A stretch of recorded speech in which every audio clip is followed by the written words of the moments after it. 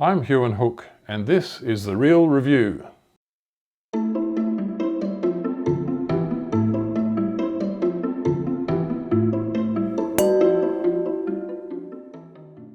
So the wine we're tasting today is Toby Bekkers 2018 Syrah Grenache from McLaren Vale.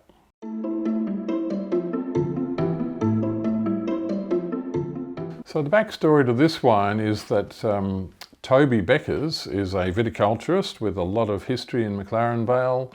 He's worked there, I think, all of his life. He managed the vineyards for Paxton's for a considerable time. His wife, Emmanuelle, is French, and they met when she came across to do a vintage at Hardy's in McLaren Vale. I don't think she was intending to stay, but she did on account of meeting Toby. And then they decided to start their own business, Bekkers Wines in McLaren Vale, and they only make 3 red wines, all from McLaren Vale: a Syrah, a Grenache, and a Syrah Grenache, which we're tasting today. But they also have some Chablis because they use Emmanuelle's contacts back in France to make a bit of Chablis. And you can also buy that and taste that at the cellar door. So there's the bottle. It's a very elegantly labelled wine in a heavy glass bottle. Distinguishing feature of Bekkers' operation is that the cheapest wine they produce is $90. Most unusual. So they've pitched themselves very much at the top end of the wine business. You go there, you've got a cellar door sales there, you can go and visit, and you'll pay a $20 fee to sit down and taste the wines, which is of course refundable if you buy, I think it's half a dozen bottles. So you know, when the wines are that expensive, of course you expect to pay a little tasting fee. The wines are sourced from many different vineyards scattered around the McLaren Vale region. So what they're trying to do is put together a kind of mosaic of vineyards to blend a wine which expresses what they want to express. And so this wine comes from vineyards that are on the lower country as well as the higher country. So there is Clarendon, there is Blewett Springs, which are both higher country, good Grenache areas, and then down to Seaview, which is where the winery is, and perhaps some of the lower vineyards as well. So you're getting the richness, the depth of colour, the concentration, the power of the warmer climate fruit from the lower altitude vineyards, allied with the perfume, the lightness, the elegance, the fragrance of the higher altitude vineyards, and that's what they're looking for.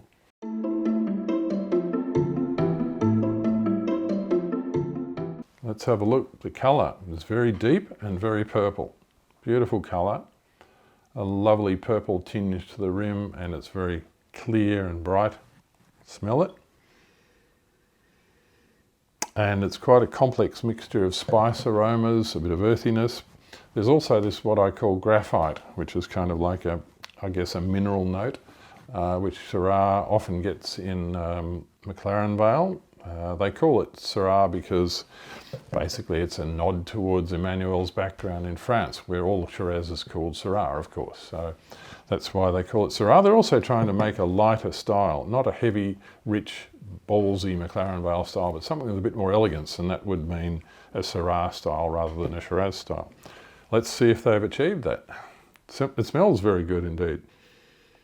There's a lot of pepper, a lot of spice, a lot of fragrance there. So the aromatics that they're looking for certainly in there.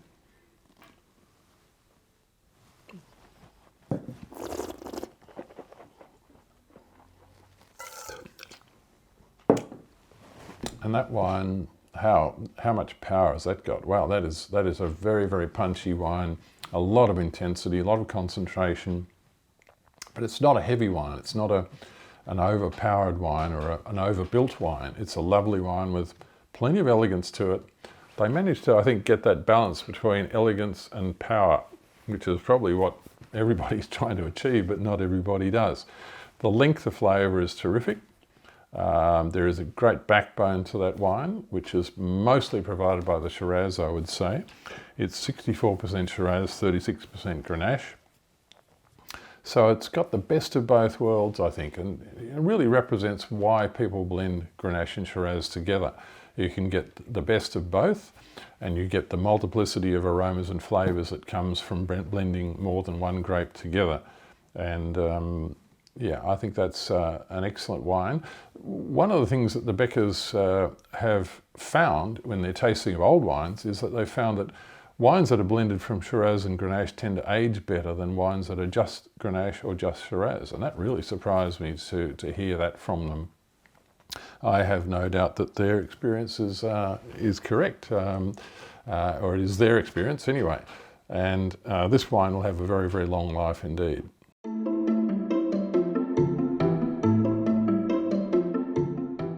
So how do we rate this wine? We scored it 96, which is a very high score. It's a high gold ribbon score. The wine is a top rank wine. It got number 1 out of 15 Shiraz blends from the Fleurier region of 2018 vintage. Very high indeed. So yes, it is an expensive wine, but it's a heck of a good wine.